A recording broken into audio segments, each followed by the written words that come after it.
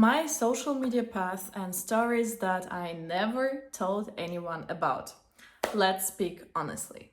As you can see, I'm sitting in a different location, and this is all because I want this video to be more like a friend's talk. This is how I would talk to my best friend, just sitting on the couch and telling my story.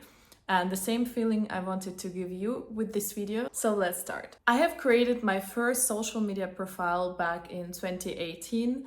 It was on Instagram. My parents actually were convinced that social media is not a very safe place, and they told me that if I am under 18, that what I am doing is also their responsibility. They didn't really allow me to create social media accounts, but of course I had this like FOMO feeling because all of my friends, all of people in my school have been on social media. Yeah, I created my first account, and I can vividly remember this moment when we were driving in a car, we were on a road trip, and I don't remember the exact reason how they discovered that I'm on social media, that I'm on Instagram.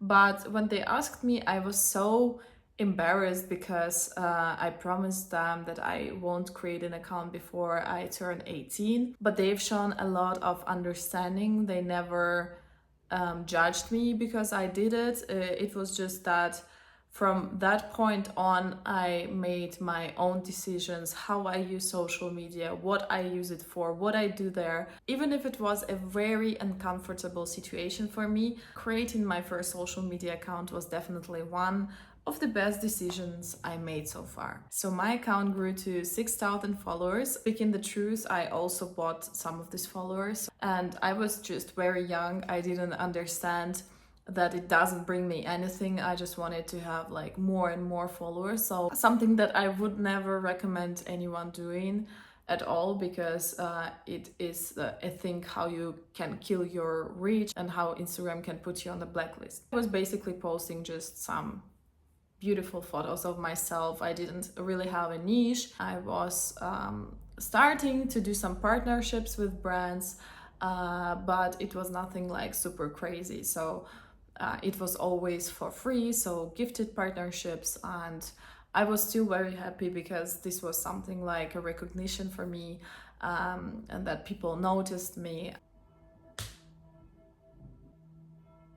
We are traveling in time to the point where 4 years ago I moved to Germany, and I realized that a Russian Instagram profile doesn't bring me anything, so I decided to start from scratch. I've opened an Instagram account, I've opened a new YouTube channel, I started a podcast as a co-host with my best friend. Everything was more or less about like moving to Germany.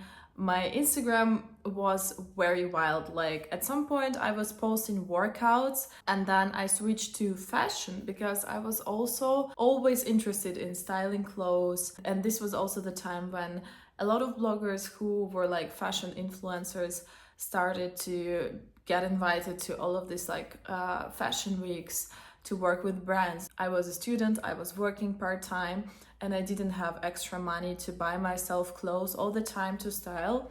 So I literally went to Zara, I picked up different outfits, I picked up some trends, I picked up outfits that I would never buy in real life, and I basically made photos, videos with them without, cutting off the price tag. And then I went back to Zara and I returned them. And I can remember that this was one of the most embarrassing feelings that I had when I like went back with this, I don't know, huge pile of clothes. Like, I don't know what people thought at that moment, but for me, I was like, what if they don't let me to give it back? What if I don't get the refund? It was like a time when I was really trying hard. I was also engaging with other Instagram accounts. I was always on the hunt for like new followers. I did even write every single day how many followers I gained, and it was mentally very deprivating because I've noticed that I'm not growing as much as I want. I've noticed how many people are growing in the same niche, and for me it was always like the question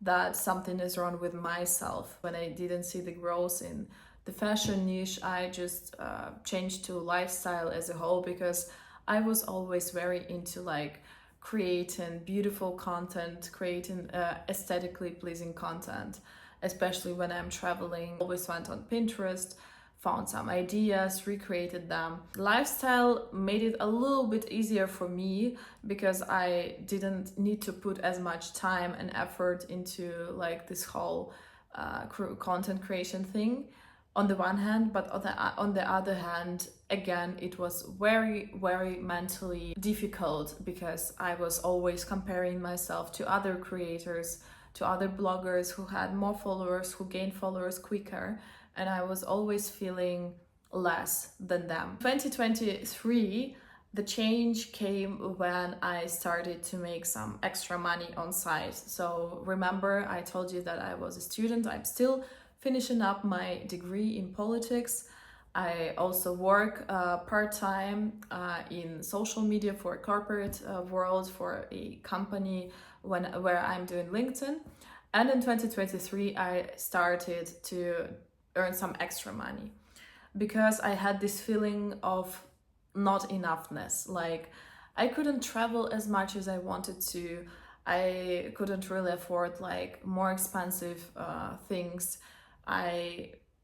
Basically, this like typical student lifestyle, and I wanted to get out of it. So this was the time when UGC started to bloom on TikTok, and because I already had so much experience in creating content for myself, but also in the corporate world, I decided to basically try it out. And in the first months, I did 1,000 euros. I had like 4 different clients, 4 different paid deals, which I was so proud about because this was the time that I finally got the recognition that I never get on social media. From that time, I started to work with different UGC clients. I had some long-term clients with whom I worked monthly. I had some short-term clients, but still it was super interesting. I was creating content, I was receiving all of these goods, and was of course getting paid for it. And from that time, I started to travel every single month. I bought my first luxury things on different trips, which I was super happy about. I basically leveled up my whole lifestyle, like the places I went to, coffee shops, restaurants, everything. I think that this gave me this like feeling of freedom, that I'm not like this, that this is not about the followers, this is not about how many followers I have, this is about my skill. Why is it doing it again? Like, why? So this is what helped me to be easier with myself, feel that I am enough because I have the skill of creating content. I know social media really, really well, and it's not about the followers that I have, it's about how I can monetize them. So at some point I realized that I basically overgrew UGC. Maybe it's because I am a Sagittarius, I don't know. My mom always tells me that as a Sagittarius, I always kind of rush from one thing to another, maybe, but I just felt the need to share like the experience, the knowledge that I gained throughout these years, and I wanted to create something even bigger than just like videos and photos. And so I started to rebrand myself more into like the business direction. 2024, I co-founded a networking community where we help social media professionals to basically come up together to learn new things about social media, but also to network, to get to know each other. I also started my company, which is called Contentment, where I basically offer different content creation services. So this is the place where you can go when you want to learn about content creation, how to monetize it, not just as an individual, but also as a company. This is like the beginning of the time when I really felt my mission, and when all of my content, all of my accounts basically switched to this professional content where I talk about social media, I talk about my experience. I'm trying to do it as personal as I can because I know that social media can seem like a place where everyone knows everything. And with this video, I wanted to show you that I didn't have a perfect solution when I started social media 6 years ago. I went through a lot of different stages. I went through a lot of different content formats. I went from basically not having enough self-esteem and self-trust to understand that I will make it, doesn't matter what. And I hope that because of this video you will get an easier feeling that it's not about the followers, it's not about what everyone thinks of you, it's about what you think of yourself and how you actually make it work for you, how you do it in the most comfortable way for you. When you are also ready to start making money with social media, there are different ways how you can do that. And I decided to basically put everything together in a free guide that I just want to share with you guys. The link is in the description so you can easily download it. And also don't forget to follow my content newsletter, because you will get all of the updates about social media, my personal tips and tricks on a weekly basis. And as usually, share this video with someone who will find it helpful. Of course, give this video a thumbs up. Follow my YouTube channel, follow my Instagram. I'm also on TikTok and LinkedIn, so all the links are also in the description below. And we will see each other in the next one. Bye!